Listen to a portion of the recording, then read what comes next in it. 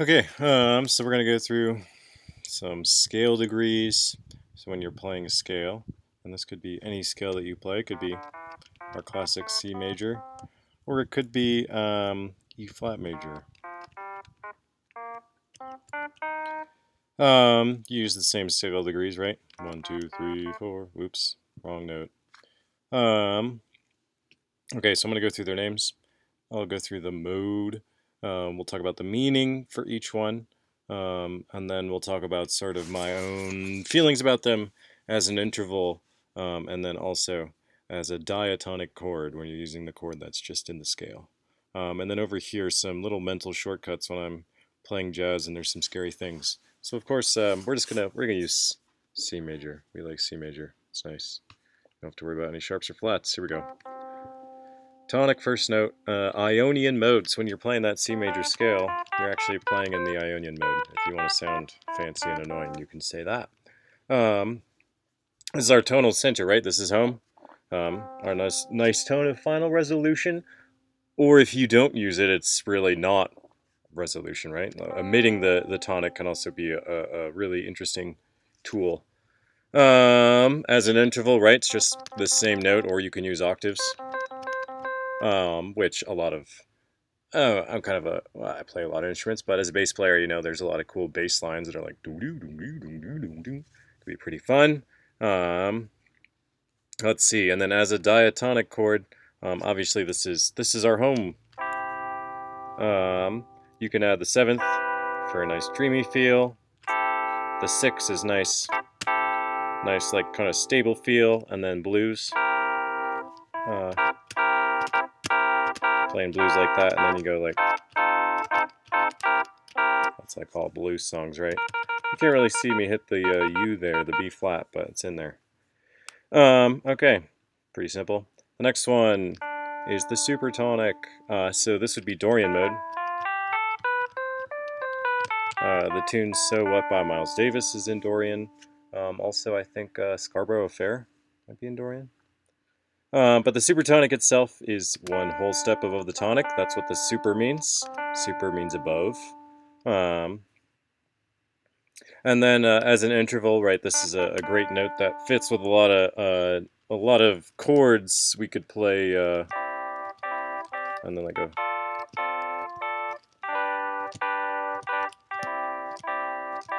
Let's do. Fits pretty well. There's that great video with the supertonic. And then the chord would be a minor chord. If you have the 7th, you get the nice 2-5-1 pattern.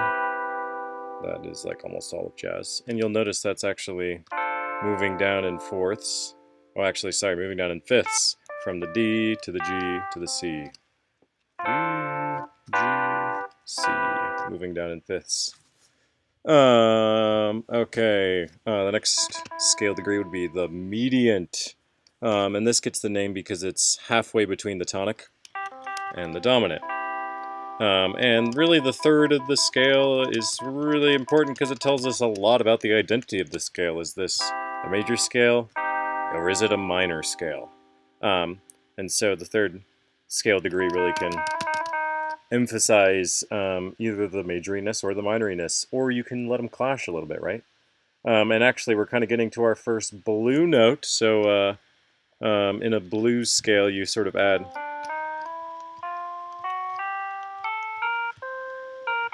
a few extra tones. Right, that's like nice and bluesy. Let's do it up here.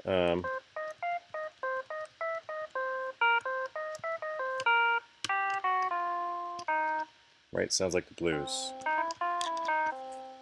And if you're on an instrument that can bend, you can actually get a note right in between these two as well. Some nice micro pitches and some great overtones and stuff too. So our first blue note. Let's see, the mode here would be Phrygian. Whoops, I lost my keyboard. And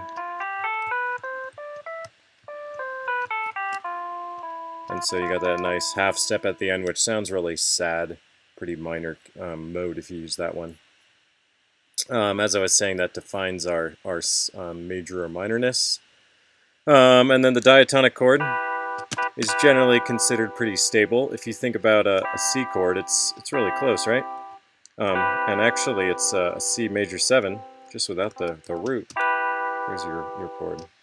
You can also alter these, so that's what we saw in it's like this. Oh no, it'd be it was minor, right? Anyway, medians are the third. Yeah, you can have them be pretty stable because they have a lot of the same notes as the tonic. All right, the fourth scale degree is the subdominant. This will give you the Lydian scale.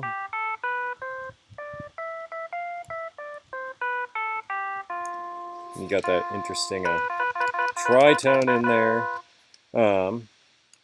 But the fourth degree itself has a lot in common with the dominant, right? That's why they call it the subdominant. You'll notice there's a fifth right here, and this would be a fourth. But actually, if I go up from the G to the C, that's a fourth. If I go down from the C to the F, that's a fifth. So really, fourths and fifths are just inverted versions of each other. And that's why they always sound so stable, right? Beginning of Star Wars is a fourth and a fifth. Sounds great. And if you're playing power chords with the octave on top, you actually have a fourth on top there too, right? So stable. We don't even know the identity because there's no third. It's just hanging out. It's just being distorted and loud. That's what you do. All right. Our fifth scale degree. Our dominant, of course, super useful because then we want to go home. It's really nice, right? The engine of Western harmony is that 5 chord to the 1 chord.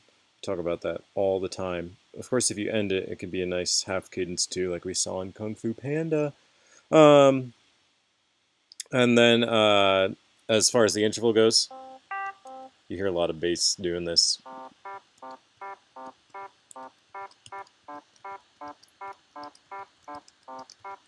And you'll notice that was a fourth, but really it's just an inverted fifth.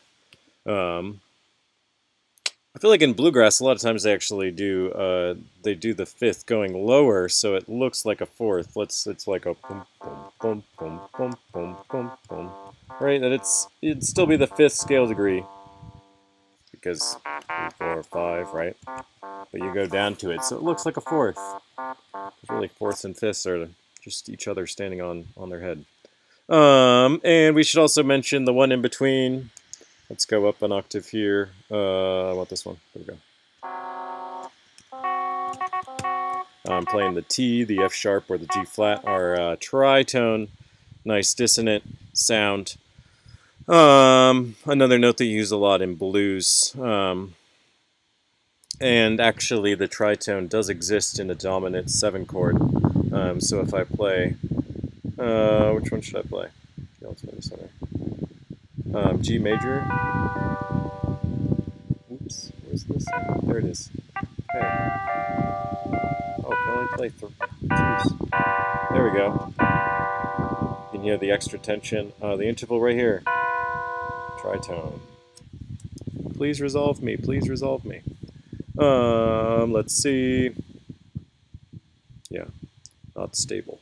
Though, like in blues, right, you can just hang out on that dominant 7. And it's considered stable. In other genres, that's not stable. You want to resolve. In other genres, this isn't really stable, right? Okay, we're on submediant, I believe. So if mediant was up a third, submediant must mean down a third. So the 6th scale degree is our relative minor. So if I play this scale, then I gotta play. See my fancy switching octaves there. Okay, usually we call it minor. It's also called aeolian, which I think is another word for like the wind too in Greek. So this is the lower mediant, halfway between the tonic and the subdominant. You'll notice this is, oops, becomes the third of your subdominant chord. The chord itself is nice and minor. A lot of chord progressions use it.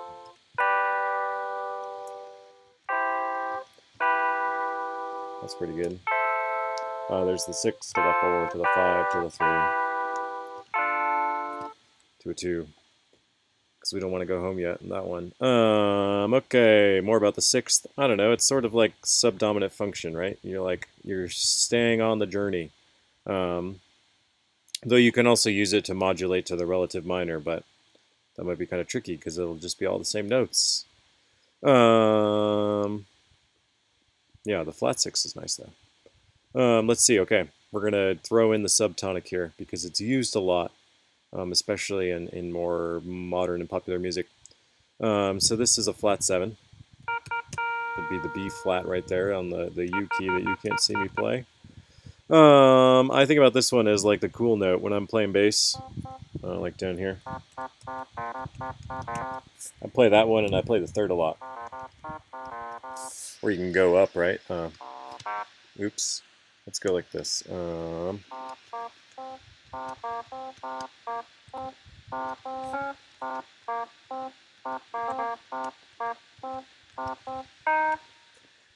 There's the minor 3rd and the minor 7th. They just sound nice, don't they? Especially on a real bass instead of a little silly keyboard. Yeah, I always think about that as a cool note. Let's see, and the shortcut for the 7th, that you could try to go up 7 whole scale degrees. I'm always thinking just go down 1 whole step, or a whole tone. So if I'm in the key of F, going down a whole step would be right here.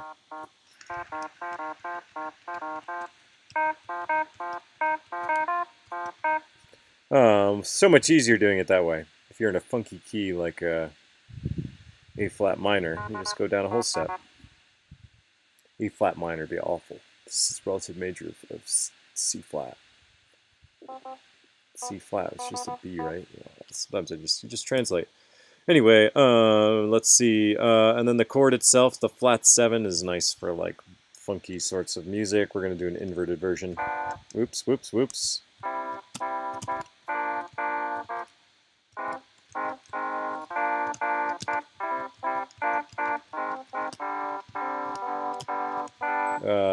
There's flat 7, flat 6. Definitely that one's used in some songs. And then we get, last but not least, the leading note, or a leading tone as they call it here. Oops. This is the one that, as the name suggests, leads back into the tonic. And when you're playing a dominant 5 chord, you can see that leading tone right here and listen to it resolve. Got the 7th falling down, which is a nice half step.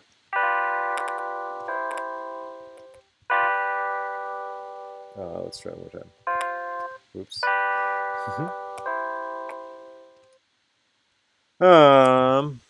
Good note. And if you're building the chord, it's diminished. Wow. This note doesn't play for some reason. Let's just play an C diminished. That's what that would sound like. Spicy. Dominant function, so it wants to resolve, usually to the tonic. Wah, that's the record button. We don't want to record this. This is garbage. Let's go here. Okay. Could probably resolve that better, but super spicy. Yeah. All right, and then I also included just sort of a shortcut for how you can identify chords using the scale degrees. So of course 1, 2, 3, 4, 5, 6, 7, and when you see something like flat 7, it just means you go down a half pitch. So I go down right here. Or if I'm on the G, a flat 5 would just be hit the R, T. R is recording GarageBand. I keep hitting R. There's no note R. Right? There's no black key right here. So I just keep hitting record by accident. Anyway, major. You do the flat third for minor. And then you flat the fifth again for diminished. An augmented is like a major chord, but you bring the fifth up. Ooh, really mysterious open-ended. Major seventh, we're adding just the seventh from the major scale. The dominant seven comes from building the dominant chord in a major scale. And then, there we go. So that's that chord. That would have a flat seventh on top. And then a minor seventh, you flat the third as well. Love that chord, it's great. A half diminished chord is sometimes also called a flat five. Wow, I hit R again. Oh man. There you go, half diminished seven. Extra spicy. And then I could bring the seventh down one more time for a fully diminished seventh chord. And this is actually minor thirds all the way up. And I can keep doing minor thirds. And it just goes minor thirds all the way up the keyboard. Diminished chords are cool. The last two I wanted to throw in here because you sometimes see these. Well, you see these a lot in popular music. Sus chords. Oh, they're suspicious. No, they're suspended. So really, you want to hear that fall, don't you? You usually want those to resolve. I feel like the sus4 is way more of a strong. Isn't that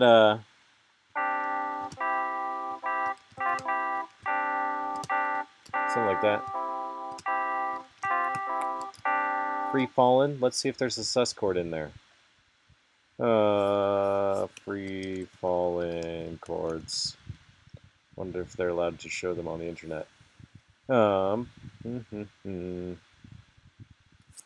on the 8th fret. Wow. So 2, 3, 4, 5, 6, 7, 8. You're going up a full fifth. Crazy. All the frets on guitar are just half steps on your keyboard. There's Tom Petty. Is there suspended chords in here? Oh, not in this version at least. Certainly sounds like it though. Wonder what the official one says. There's also a nice sus2 chord in Eye of the Tiger. The first chord the piano plays. It's like it's a nice here. Rising up, and then it goes.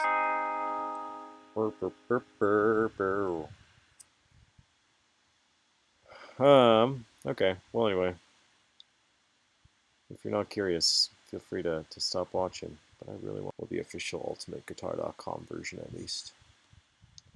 Dun dun dun.